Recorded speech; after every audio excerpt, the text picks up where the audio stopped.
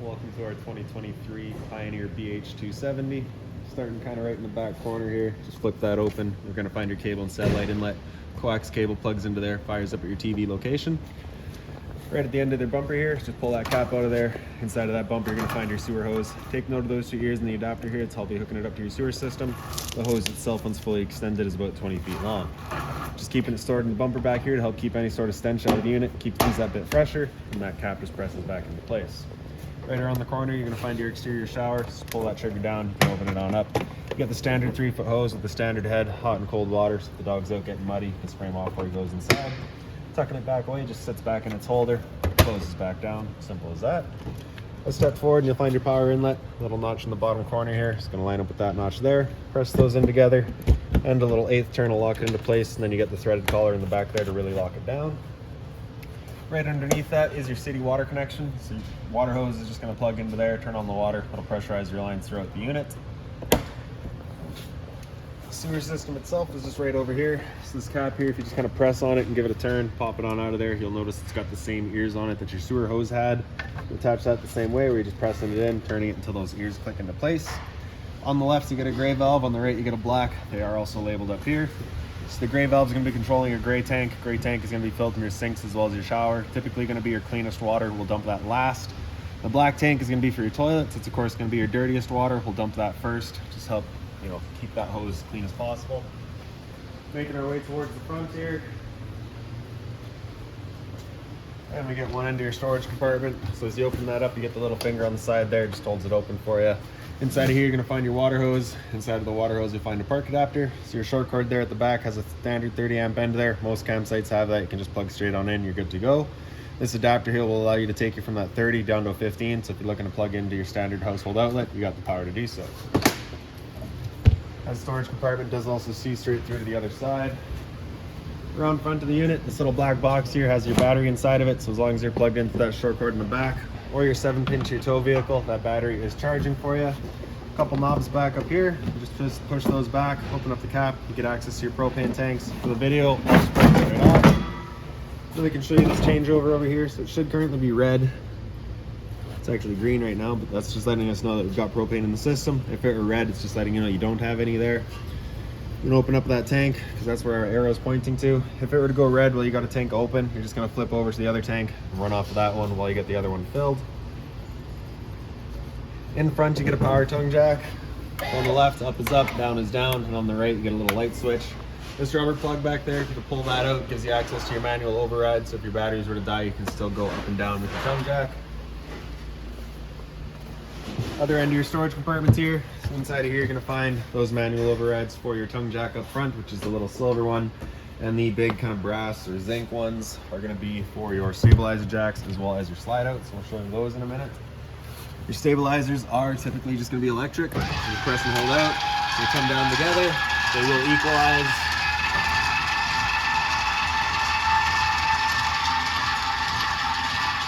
So as you can see there, they kind of go one and then the other. So they're not going to level your unit, they're just going to kind of stabilize it.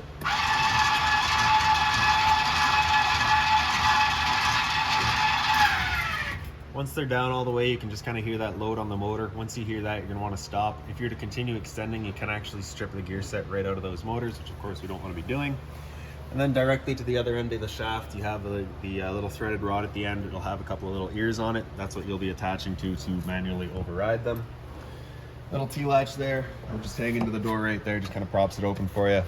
This access right here is the manual override for your slide outs. You can see that little nut back there. You just run your slide out in and out with that if it were to ever fail. Hot water tank here, so you just got that little keyway there. You're gonna line that up, you can pop it on open. Your controls for turning it on are just inside of the unit. Before we ever turn it on though, we just wanna hit this relief valve right there. Now if this tank were full, you'd have a little bit of water come out of there, just letting you know it is in fact full. Right now it is currently empty. We've got the unit winterized, so there's nothing in there right now. The purpose of checking that it is full is just to make sure that when you fire it up, you're not going to burn out any elements. So specifically with electricity, if you turn that on while it's empty, you will burn out that element. GFI protected outlet out here, so if you're looking to have TV outside, you got the power to do so. Cable and satellite outlet right there for you as well. Fresh water inlet, pop that cap out of there. Your water hose will plug into there, turn on the water, it fills up your freshwater tank. The drain for it, I believe, is right between the axles here, towards the front. Yep. So it's joined in with your low point drains there. So the one in the back here is going to be your water tank drain. These two ones in the front here are going to be your low point drains. Purpose of those would be if you're just leaving the unit for a while and you don't want your water going stale or stagnant, or before winterizing the unit, you just want to drain all the water out. It's basically just opening up those valves, allows the water to drain itself out. This here is just the exhaust for your furnace. If you're ever running your furnace, just want to make sure it's not blocked off. It does get hot. Service port for your fridge there, nothing really back there for you to worry about. From there, you're gonna find your stove vent. So of course, propane stove is putting off fumes whenever you're using it. So you're gonna make sure that your fan inside is turned on to evacuate said fumes. This flap here just gives that fan somewhere to shoot them. Two exterior speakers out here as well. In the back here, you have a black tank flush. So you may notice over time after having gone and dumped your black tank, your monitor panel still may be reading 1/3 or 2/3, whatever it may be. Typically, it's just some debris hanging between the probes inside of the tank causing that misread. So what you'll do is just take your water hose and plug it into there. Open up that black valve, turn on the water, and that'll just flush out that tank, getting rid of any sort of debris that could be causing that issue. Same sort of T-latch back here for this door. This door is just into your rear bedroom, so we won't be using that today. We'll kind of show you that from the inside. Switch back there for your rear stabilizers. And then in the back here, you just get your little tailgate storage system. So you have these little kind of quick pins there. Just pull those out, slide it down, lock it while it's down. And then straight up in the center there, you'll find a pre-wired mount for a rear view or observation camera. Now we'll make our way inside of the unit.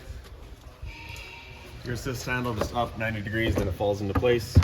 Door just opens on up. And like I showed you earlier, you have those two latches there to hold it open. And with the solid steps here, they are nice in the sense that you have a solid and firm step.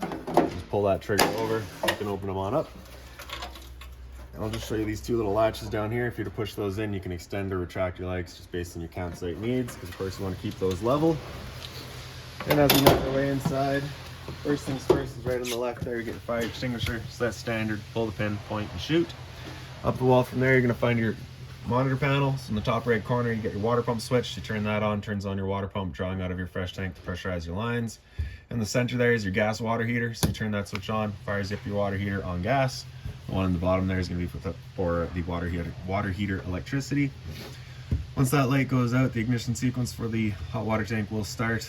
It's going to try that 3 times. If after the third try it doesn't fire it up, that light's going to come on and stay on. At that point, we'll just turn it off and back on to reset it.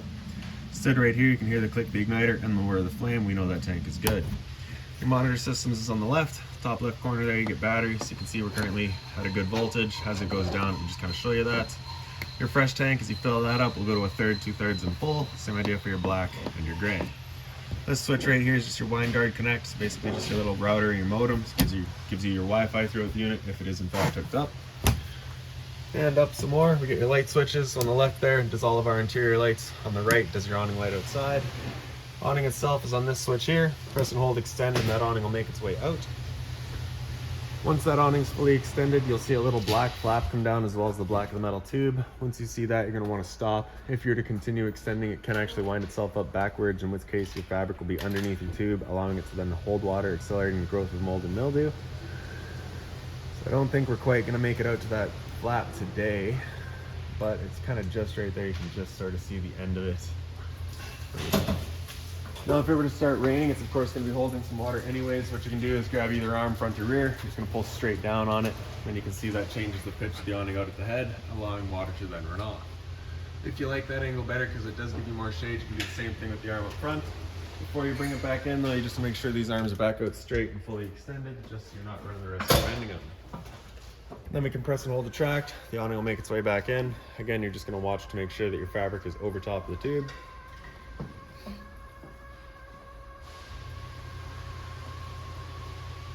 Another thing to keep in mind with your awning is it does catch a lot of wind, so once you get up to about 15-20 kilometers an hour wind, you want to bring it back in just so you're not running the risk of bending your arms.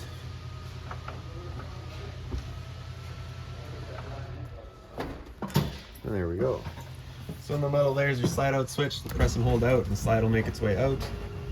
Once that slides out all the way, you're just going to hear a couple of clicks from the motors letting you know they've reached their stall. Once you hear those, we'll let go of the switch.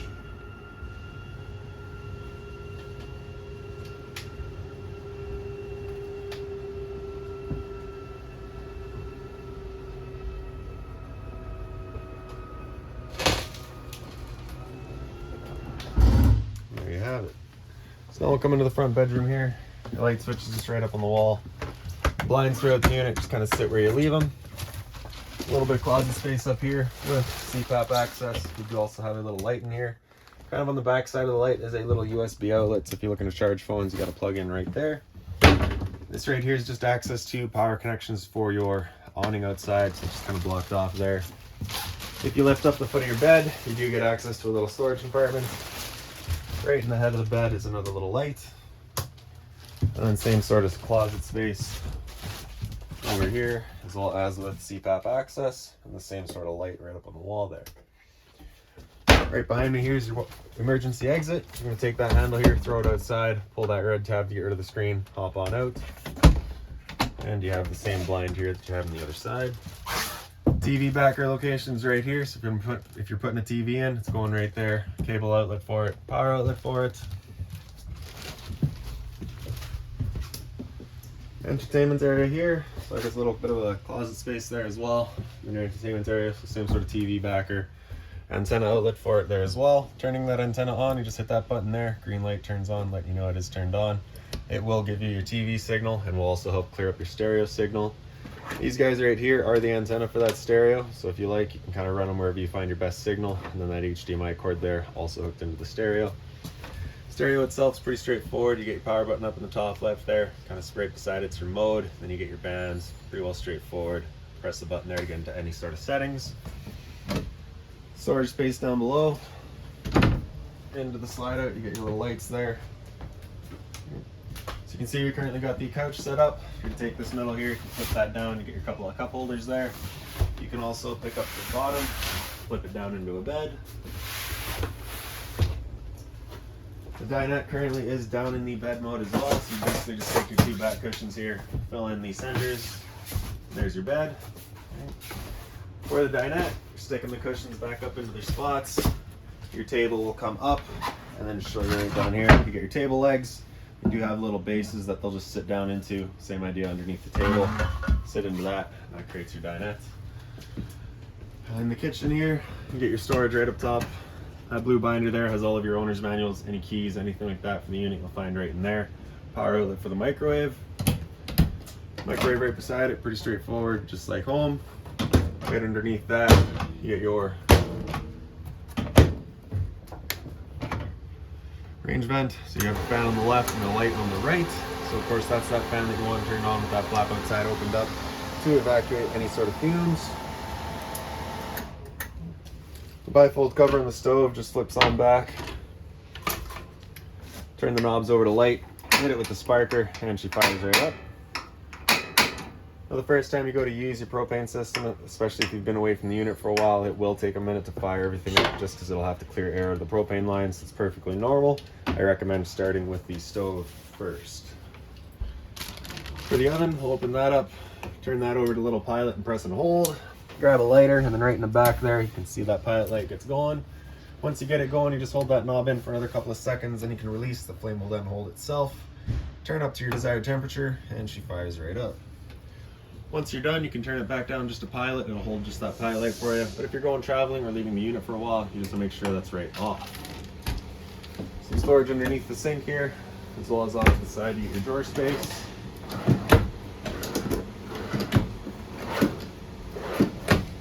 Sink itself does have a mobile head, dual basin, hot and cold water of course, and a little service light up there as well. Nice. Your fridge here is fully 12 volt, it's two-way. It's got auto and then gas. So auto is first looking for AC power. If AC power is taken away, it'll automatically flip over to gas. If you're out dry camping and you want it running solely on gas, have this button here on the right come out. It'll fire up just on gas. If that check light there were to turn on, it's just letting you know it hasn't fired up. At that point, off and back on to reset it. So your freezer up top there, and your fridge down below. Temperature selection with that slider on the right side. The grill underneath the fridge is just a return air for your furnace, so just to make sure it's not blocked off. A little bit of pantry space over here. Right underneath that, you get your power converter. Press the top and center and it pops on open. All of your breakers in the middle here. Whenever a breaker breaks, it sits in the center, so just turn it off and then back on to reset it. And then on the right side, we get all of your fuses. Whenever a fuse pops, you'll get a little red LED right beside it, just letting you know exactly which one went. And into the bathroom, so that's where you find that rear entrance. The light switch is just right up on the wall there. The left side. The right side is your ceiling fan. For that fan, just turn that knob to open up that vent. There you go. GFI protected outlet on the left side there. So test on the left, reset in the center. Little medicine cabinet here as well. Hot and cold water, of course. A little bit of storage down below. Just being mindful of your drains and your water lines. Of course, don't want to be breaking any of that. Toilet flips on up, flusher on the right side there. Shower, you get a little tub here. Hot and cold water, of course. Standard head and hose. Pretty straightforward. Now to your bunk space here. So you can see in the back right corners, you get the same sort of little light with the USB outlet that you had in the front bedrooms. Identical down here as well.